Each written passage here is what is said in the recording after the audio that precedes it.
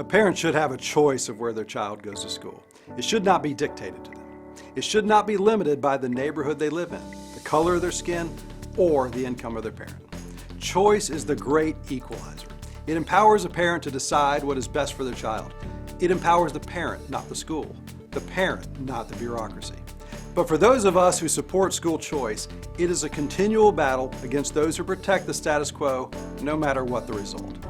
In this video, I'll dispel some of the common myths and tactics used to fight choice in public education, specifically our public charter schools.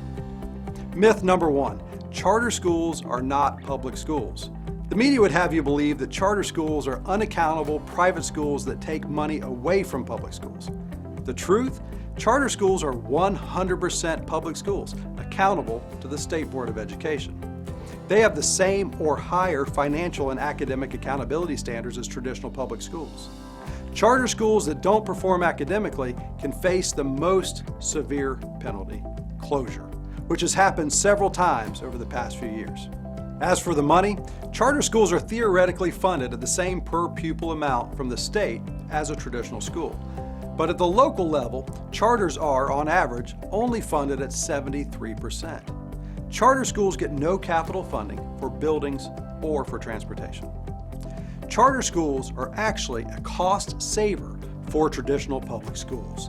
Annually, every student that goes to a charter school saves nearly $500 in locally funded transportation costs and approximately $1,500 in locally funded building costs. Myth number two, charter schools don't serve a diverse population of students. The media would have you believe that charter schools get to hand-pick their students to populate their schools. The truth? Charters operate on a lottery system that does not discriminate based on race or wealth. The lottery selects the students, not the charter. While it is true that less Hispanics attend charters, what the media fails to report is that by percentage, charters educate more Blacks, Asians, and Pacific Islanders. Myth number three, charter schools exclude economically disadvantaged students by not providing transportation or food. The truth? Most charter schools do provide transportation and food without receiving any funding to do so. While they do not have to participate in the federal free lunch program or run buses, many of our public charter schools do both.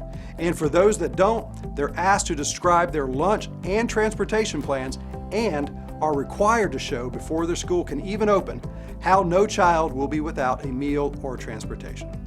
Myth number four, public charter schools have lower academic performance than traditional public schools. The truth?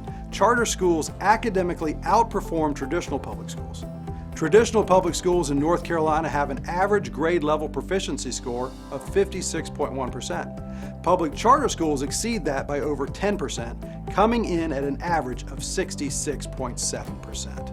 In fact, in 10 out of 12 subgroups, including Black, Hispanic, economically disadvantaged students, and even students with learning disabilities, students at public charters academically outperform students at traditional public schools.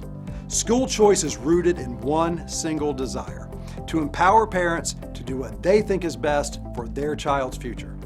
I've toured many of our charter schools and witnessed success and innovation firsthand. But don't take my word for it.